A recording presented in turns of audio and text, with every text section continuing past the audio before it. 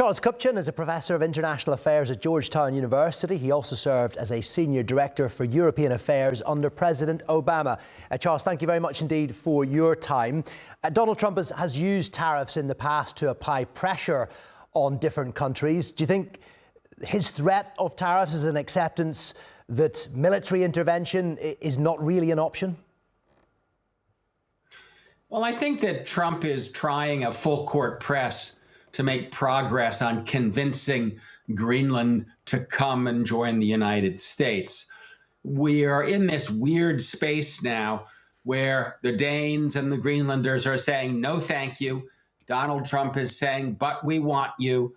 And the prospect that if Trump can't get an agreement on this, that he might resort to the use of force is really a very difficult concept to get one's hands around. And I think that's one of the reasons you're seeing NATO allies deploy troops. It's why yesterday the foreign ministers of Greenland and Denmark were here in the United States. It's why there was a delegation, a bipartisan delegation from Congress in Copenhagen today, trying to lower the temperature and trying to find a way out of what is a very awkward situation. The American president threatening a Democratic ally.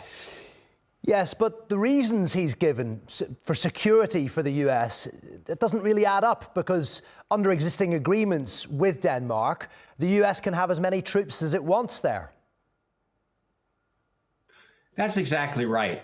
You know, there's a 1951 defense agreement that's been updated since that provides the United States more or less a free hand in consultation with Denmark and with Greenland to put more boots on the ground, to build a new radar, to deploy some naval vessels. There's already a station in Greenland that the United States uses to monitor missile launches in Russia, to track low Earth orbits. And the bottom line here is that Trump can get everything he needs without owning Greenland. But as he said in a recent interview, psychologically, ownership is better than leasing, better than borrowing. So at least for now, we're in this very strange conversation about Trump saying, I can take it the easy way, or I can take it the hard way, leaving everybody a bit mystified about what his next steps will be. Well, how great is this perceived threat then from Russia and China in the region? Because the Danish Prime Minister has refuted Donald Trump's suggestion that Russian ships are patrolling the area. She says that's not the case. You know, theoretically, it is the case in the sense that climate change is opening up new shipping lanes. The Russians are building more military infrastructure in their high north. China has said that it wants to be an Arctic power, but we're not now in a situation in which Greenland is surrounded by Russian or Chinese vessels. This is really an over-the-horizon threat. Is it good for Trump to think about the future of Arctic security? Sure it is.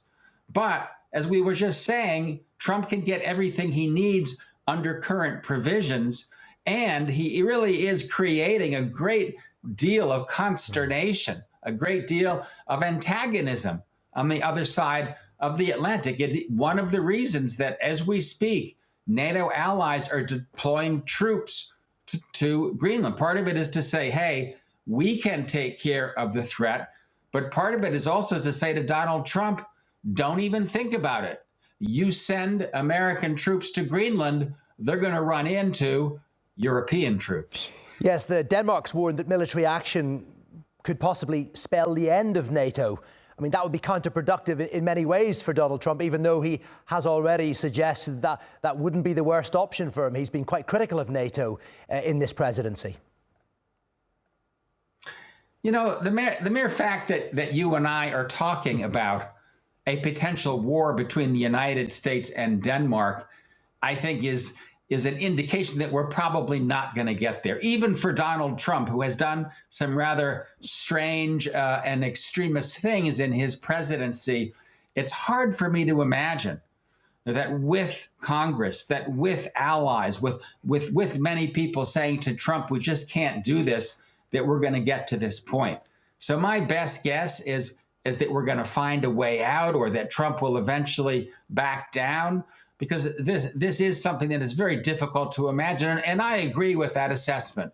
Were there to be conflict with the United States and over Greenland, it effectively ends the transatlantic alliance. Now, what we haven't mentioned so far are minerals. Greenland is very rich in minerals, resources, albeit buried deep under the ice. Is that what this is really about for President Trump? Well, there's no question that Trump keeps a close eye on minerals, on resources. I think one of the reasons that he went into Venezuela and grabbed Maduro is to try to put military pressure on the regime to allow U.S. companies to come in and get more Venezuelan oil. No question in my mind that he's thinking about rare earths and minerals. There are lots of them in Greenland. But the problem is it's much more difficult in practice than in theory to get to these resources. American companies are not rushing into Venezuela because its infrastructure is dilapidated and it's politically unstable. The minerals in Greenland are under very, very thick ice packs. Greenland has very few roads. It doesn't have the infrastructure needed for mining. Yeah. And so that's one of the reasons that there aren't a lot of companies there already. So again, the theory sounds right. Yes, we need those rare earths. In practice, not going to happen anytime soon. And briefly, Charles, as a final one, I know there's no crystal ball, and that's particularly difficult with President Trump, but how do you see this playing out? You know, I think this is a conversation that's going to go back and forth for a while. And my best guess is that it will simply die on the vine. And that's because, as I said, it's just difficult for me to imagine that the president of the United States, if he can't get Greenland through consensual means, is going to resort to coercive means. It's just simply beyond the realm of the thinkable. Charles, great to have you on TRT World. Thanks very much indeed for joining us. Charles Kupchan there joining us from Chevy Chase in Maryland. Good to be with you.